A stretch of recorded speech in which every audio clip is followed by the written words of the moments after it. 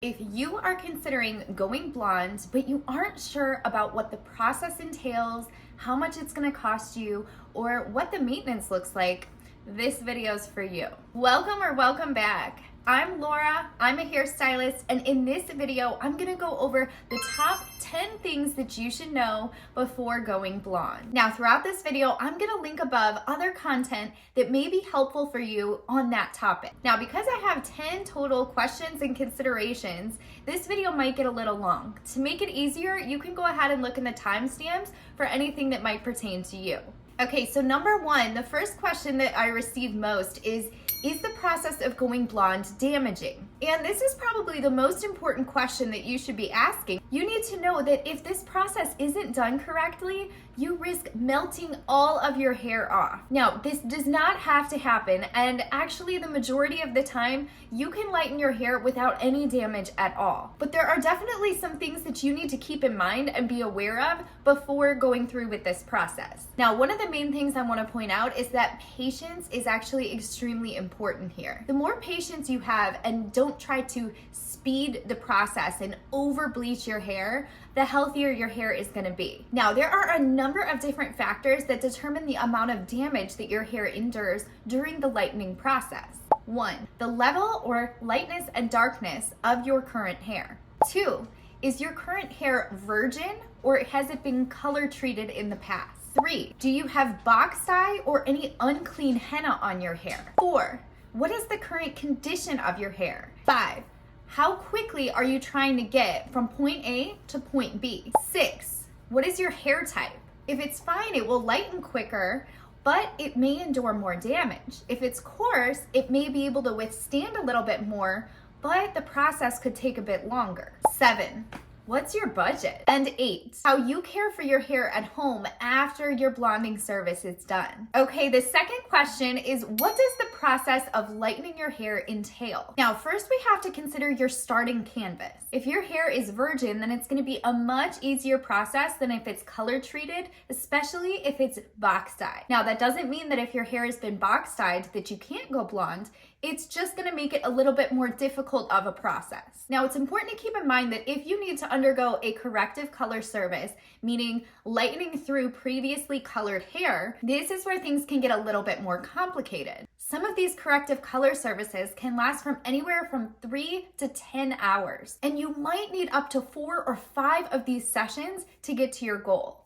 Now, that is in some of the most extreme cases if you have years and years of black dye and you want to get to a platinum blonde, but these are things to consider. Okay, number 3, what is the maintenance for blonde hair? Now, when they say that blonde hair is high maintenance, they're not just referring to the frequency that you need to come into the hair salon. When I personally think about blonde hair being high maintenance, I think about the amount of effort that you need to put into your hair at home. There's a number of different factors that you should consider, like washing your hair less frequently, avoiding heat tools, as well as avoiding the sun, chlorine, and salt water as much as you can. These are all things that can dry your hair out as well as put you at a higher risk of damage as well as fading your toner. Now, the frequency that you go into the salon is really dependent on what method or technique of blonding that you have. And that brings us to our next section. Number 4 is what style or method is best for you. This could be highlights, this could be balayage, or a full blonde. Now, your choice in technique is what's going to determine the frequency that you need to get your hair done.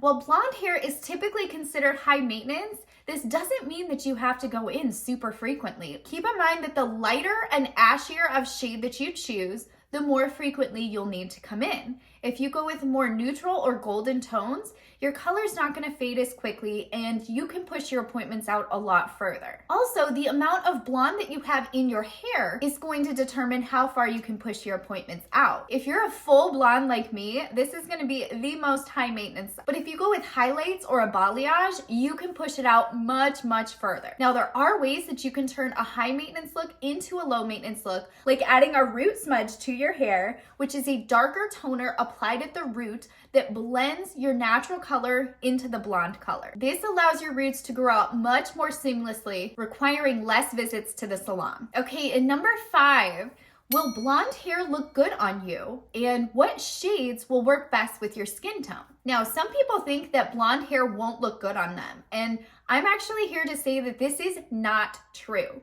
Anyone can pull off blonde hair. You just have to get the tone right. Finding the right level and tone of blonde is key to finding a color that's gonna complement your skin. A good rule of thumb is to stay 2 levels lighter or darker than your skin tone. And when it comes to the shade, most people think that warmer colors look better on warmer skin and cooler colors look better on cooler skin. And I'm here to say that this isn't always true either. While that may be true for medium to darker skin tones, it's actually the opposite for fair skin tones. If you have a pale, cool skin tone, you'll actually look best with warmer shades in your hair. Think of natural redheads. They have very light and cool toned skin underneath their freckles if they have any. And this works for them. The warmer color in their hair contrasts with the cool tones in their skin. So finding the right shade is really about finding the right contrast in your skin tone. And if you're worried about your blonde not looking good on you, then I recommend starting with some highlights or balayage first before going all out blonde. This is gonna help ease you into your new color and it won't be as shocking. Okay, number 6 is the cost. So it's important to keep in mind that when you're needing to lighten a significant amount of levels, or if you need to lift box dye out of the hair, these are considered corrective color services. And unfortunately, corrective color services are some of the most expensive services to have done in the salon. These services are often very complex and very time consuming. You should expect your hourly rate for a corrective service to be no less than $100 an hour. Now, as I mentioned, these services can take anywhere from 3 to 10 hours per session, and they can take up to 4 or 5 sessions if you have a crazy corrective color service on your hands. Now again, this cost can vary widely based on the factors that we talked about earlier. Your stylist's location and experience also have a big factor in the cost. Now to minimize the cost a little bit, you can start off by getting just a few highlights at a time, even if you have box dye or a corrective color service on your hands. Gradually going lighter is going to be the safer bet for the condition of your hair as well as for your wallet. Now it's also worth mentioning that you get what you pay for when it comes to hair services. I can't tell you how many times I've had someone come into my salon with really messed up and damaged hair because they had gone to a cheap salon to try to save some money. They ended up having to pay way more in the long run to have their color corrected, as well as their hair was still damaged. Now, this doesn't mean that spending an arm and a leg is going to stop you from having your hair damaged. It also doesn't mean that a lower price stylist is going to melt your hair off. But you do usually need to decide what's more important to you, a lower budget or a higher quality of service. It's not very likely to find a stylist that has a very low price that offers high quality services. If you do find one, it's honestly like finding a unicorn. Okay, so number 7, can I lighten my hair on my own? Now, this comes after the cost because for many people, the price is just not affordable. And I want to start this off by saying that I never actually recommend you bleaching your hair yourself from home. As a stylist, I have seen way too many disasters, and it's not something that I personally feel comfortable recommending because I want what's best for you and I don't want you to ruin your hair. Now, that being said, I know that many of you are going to do it anyway. And because of that, I want to provide you with resources to help you navigate this process to the best of your ability. So if you are going to attempt lightening or bleaching your hair yourself, I highly recommend one of my personalized hair color guides. In this guide, I take in all of your current hair information and I'll give you a step-by-step breakdown of how to do this yourself, including multiple different options to consider, as well as exactly what products you should buy. If you're interested in one of these personalized guides, see the link in the description below. Okay, number 8 is, can you go blonde naturally or without bleach? So if you are absolutely against using bleach, but you still want to go blonde, you may have a few options if you have virgin hair. It's important to note that if your hair has been color treated, these will not work for you. Unfortunately, you will have to use a color remover as well as bleach, and neither of those are natural processes. Okay, so the first option is to try a high lift hair color. Now, high lift hair color will work on levels 6 and above to get you to a clean blonde tone. This is actually what I use on my hair, and I haven't touched my hair with bleach in years.